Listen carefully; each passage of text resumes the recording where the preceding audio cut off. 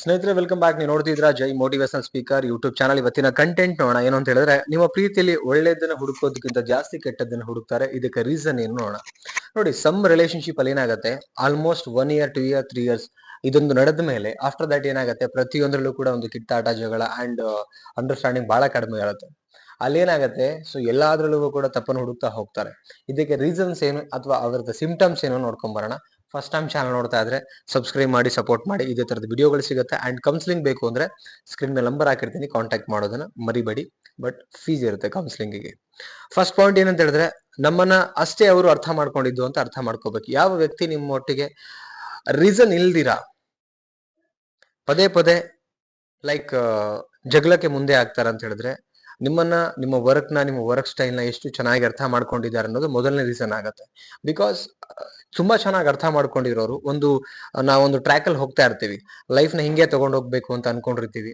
And ನಮ್ಮ ಮನ್ಸನ್ನ major ಆಗಿ ಅರ್ಥ ಮಾಡ್ಕೋಬೇಕಾಗತ್ತ. ಅವ್ರು ಏನು, ಇವ್ರ ಮನ್ಸಲ್ಲಿ ಕಲ್ಮಶಗಳಿದ್ಯಾ, ನಿಷ್ಕಲ್ಮಶ ಇದೆಯಾ, ಓಕೆ, ಸ್ವಾರ್ಥ ಇದೆಯಾ, ಸ್ವಾರ್ಥ ಇಲ್ವಾ, ನಮ್ಮ ವಿಚಾರದಲ್ಲಿ ಎಷ್ಟು ಇವರು ಪ್ರಾಂಪ್ಟ್ ಆಗಿದ್ದಾರೆ ಇಲ್ವಾ, ಯಾವ ಕಾರಣಕ್ಕೆ ಸಪೋಸ್ ಸುಳ್ಳು ಹೇಳಿದ್ರು ಇಲ್ಲ, ಎಲ್ಲಾನು ಕೂಡ ಜೊತೆಗಿದ್ದಂತವ್ರು ಅರ್ಥ ಮಾಡ್ಕೊಂಡ್ರೆ ಇದು ಯಾವ್ದು ಮಿಸ್ಅಂಡರ್ಸ್ಟ್ಯಾಂಡಿಂಗ್ ಅಂಡ್ ತಪ್ಪುಗಳನ್ನ ಹುಡುಕಕ್ ಆಗಲ್ಲ. ಬಟ್ ಅವ್ರು ಅರ್ಥ ಮಾಡ್ಕೊಳ್ದೇ ಇದ್ದಾಗ ಇದೆಲ್ಲಾನು ಕೂಡ ನಡೀತಾ ಹೋಗುತ್ತೆ. This is first point.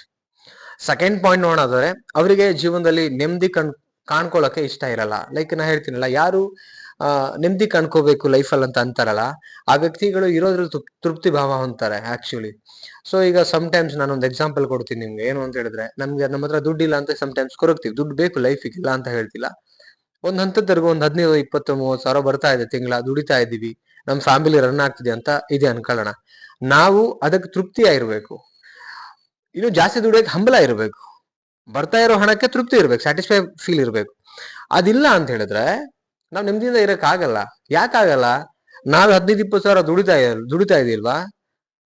So ಈ ನಾವು ಬದುಕ್ತಾ ಇರೋ ಬದುಕು ಹೊರಗಡೆ ಪ್ರಪಂಚಕ್ಕೆ ಸ್ವಲ್ಪ ಹೊರಗಡೆ ನೋಡಿದಾಗ ತಿಂಗಳಿಗೆ 10,000 ರೂಪಾಯಿನೂ ಕೆಲವರು ದುಡಿತಾ ಇರಲ್ಲ. ತಿಂಗಳಿಗೆ 3,000 ರೂಪಾಯಿಗೂ ದುಡಿತಾ ಇರ್ತಾರೆ. ದಿನಕ್ಕೆ 50 ರೂಪಾಯಿಗೂ ದುಡಿಯೋರು ಇದಾರೆ ಇವತ್ತು. ಅವ್ರ ಲೈಫು. ನಮಗೆಲ್ಲೋ ಒಂದ್ ಕಡೆ ದೇವ್ರು ಇಷ್ಟಿಟ್ಟಿದಾನಪ್ಪ. ದುಡ್ಡಿನ ಒಂದೇ ವಿಚಾರಕ್ಕಲ್ಲ ನಾ ಮಾತಾಡ್ತಿರೋದು. ಒಬ್ಬರಲ್ಲಿ ಎಲ್ಲಾ ವಿಚಾರದಲ್ಲೂ ಕೂಡ ಒಂದು ಸ್ಯಾಟಿಸ್ಫಿಕೇಶನ್ ಇರಬೇಕು. ನಮಗೆ 100 ಕಷ್ಟ ಬರಲಿ, 100 ಪ್ರಾಬ್ಲಮ್ಸ್ ಬರಲಿ, ಏನ್ ಸಿಕ್ಕಿದೆಯಲ್ಲ ಅದನ್ನ, ಆ ಪ್ರಾಬ್ಲಮ್ ನ ಸರಿಪಡಿಸ್ಕೊಂಡು ಅದರಲ್ಲಿ ತೃಪ್ತಿ ನಾವು ಪಡ್ಕೊಳ್ಬೇಕು. ಈಗ ನಮ್ಗೆ ಬಿರಿಯಾನಿ ಸಿಗದೆ ಇರ್ಬೋದು, ಎಗ್ ರೈಸ್ ತಿಂತೀವ, ಅದ್ರಲ್ಲಿ ತೃಪ್ತಿ ಕಾಣಬೇಕು.